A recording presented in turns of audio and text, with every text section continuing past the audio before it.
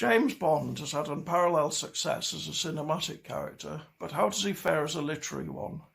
Before we can begin to answer that question, I think we need to ask what's made him so successful on the screen. The answer, I think, is that we know exactly who he is. Certain things about him have remained constant throughout the lifetime of the franchise. He's British, he drives an Aston Martin, he's good in a fight, he's cunning, he's good in casinos, he's supposedly attractive to women, he looks good in an evening suit, he's good at defending the realm. That's quite a long list.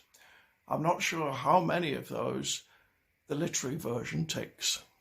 Whereas the cinematic James Bond straddles radically different time periods, the literary version is very much a product of the post-war era. He's someone from the world of omnibuses and trilbies and contacting the operator to make a phone call and worrying about whether Nazi Germany is about to make a comeback. One question we can ask is if Bond hadn't been appropriated by film, would we still know anything much about him? I doubt it. Bond isn't like Hercule Poirot or Miss Marple. Espionage stories age in a way that detective stories don't.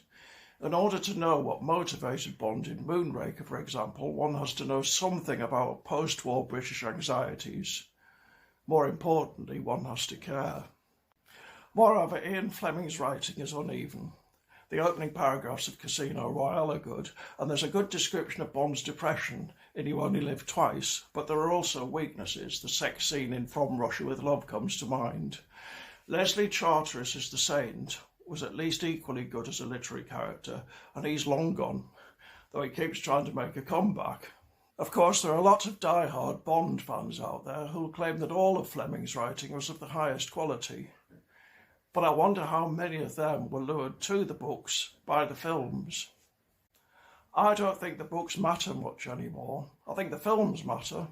Whether they're a force for good or not, I don't know. Not everyone approves of Bond nowadays. Some people think it's time for him to retire. I'm not among them. I think apart from the Queen and Grayson Perry and perhaps the Great British Bake Off, what else has the UK got going for it these days? Perhaps we should cut Bond, as the Americans would say, a bit of slack.